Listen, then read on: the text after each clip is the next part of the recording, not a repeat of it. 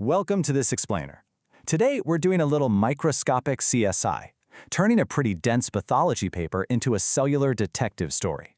We're going to figure out exactly how scientists track, analyze, and ultimately aim to cure stomach ulcers. We'll be digging into some really fascinating research on how a technique called immunohistochemistry is used in rat models to uncover the invisible, microscopic battleground inside the stomach. Here's our roadmap for today. We'll start with the global ulcer problem, recreate the crime scene, look at our main detective tool called immunohistochemistry, track the culprits, spot the first responders, and finally, look at the future of treatment. Part 1. The global ulcer problem. Starting right at the scene of the crime, the sheer scale of this medical issue is honestly staggering. It's super easy to just brush off a stomachache, right? But the research shows an astounding 70% of the population deals with stomach disorders at some point in their lives. And when we look at gastric ulcers specifically, over 4 million people worldwide suffer from them every single year. So we're not just talking about a minor inconvenience. This is a massive burden on global health. Just to make sure we've got our definition straight, a gastric ulcer is essentially a physical break, a localized discontinuity in the stomach lining. It's caused by this brutal ongoing tug-of-war. On one side, you've got aggravating factors like hydrochloric acid and pepsin, and on the other, protective stuff like mucus and antioxidant enzymes. When the bad guys win, the ulcer can dig deep into the submucosa, potentially leading to lethal internal bleeding. All right, on to part 2, recreating the crime scene. To figure out how to stop this pain in humans, researchers have to recreate the crime scene safely in the lab, primarily using Wistar rats. They induce these ulcers using specific suspects known as ulcerogenic agents. For example, common pain relievers like indomethacin and aspirin. Paradoxically, these cause ulcers because they inhibit protective prostaglandins and actually reduce blood flow to the mucosa. Then there's absolute ethanol, which basically solubilizes the protective mucus and causes direct membrane damage to the stomach wall. It's all about creating a highly controlled environment so we can test new therapies. Which brings us to part 3, the tool, immunohistochemistry. So, we've got our animal models, but how do researchers actually see the microscopic damage being done? Enter immunohistochemistry, or IHC for short. You can think of IHC as this glowing microscopic fingerprint dust. It's a histological technique that uses specialized antibodies designed to latch right onto specific proteins in the tissue. Basically, it takes these completely invisible molecular battles and turns them into clear visual data that scientists can analyze.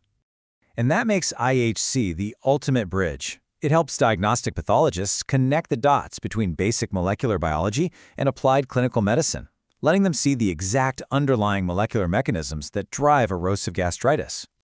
Moving on to part 4, tracking the culprits. When we look closely at this microscopic crime scene, we can clearly separate these tagged proteins into 2 distinct camps. On one side, you've got the destructive, inflammatory culprits causing the damage. Pitted against them are the protective first responders, desperately trying to save the tissue. If you trace the branching paths of inflammation right after an ulcerogenic agent hits the stomach lining, the early culprits start to emerge. I mean, if you've ever had severe stomach pain, this is the literal cellular chaos behind it.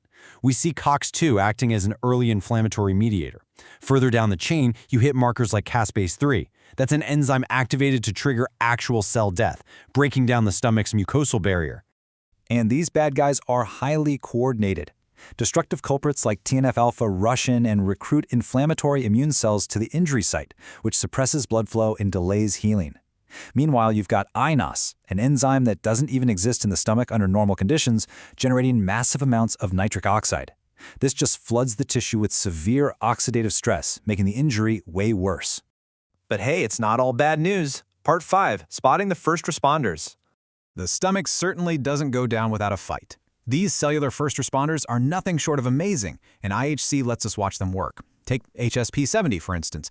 It's a heat shock protein that acts like a chaperone, literally refolding essential proteins damaged by the ulcer. Then there's pCNA, which signals stem cells to regenerate and repair DNA. And NR-FERV2, partnering with HO1, they team up to provide a massive antioxidant shield to clear out all that oxidative stress we just talked about. Then we have the VEGR receptor. With its extracellular and tyrosine kinase domains, this thing is absolutely critical for survival. It binds to VEGF, a growth factor, that kicks off angiogenesis, which is just a fancy way of saying it sprouts brand new blood vessels from existing ones. This restores the microvasculature, bringing essential nutrients right back to the ulcer site to speed up mucosal healing. We can also map out markers like CD44. This one uses its huge 270 amino acid extracellular domain to bind to hyaluronic acid. Basically, it facilitates crucial cell adhesion and migration right at the exact site of the ulcer, helping to form the physical scaffolding your tissue needs to repair itself. Finally, Part 6, the future of treatment. By meticulously mapping out this microscopic battlefield, we are fundamentally changing how we approach gastrointestinal medicine. Tagging these precise markers isn't just cool science. It's the exact blueprint for designing highly targeted therapies. Because once pharmacologists know exactly which proteins cause the damage and which promote healing, they can develop drugs that specifically boost NRF2 or inhibit caspase-3, helping human patients heal significantly faster. So I'm going to leave you with this final thought to ponder. For decades, we've relied heavily on just blocking stomach acid to treat ulcers. But based on this incredible microscopic CSI work, what if tomorrow's cures bypass antacids entirely and instead directly empower the microscopic heroes inside your own cells? Pretty wild to think about. Thanks for exploring this explainer with me.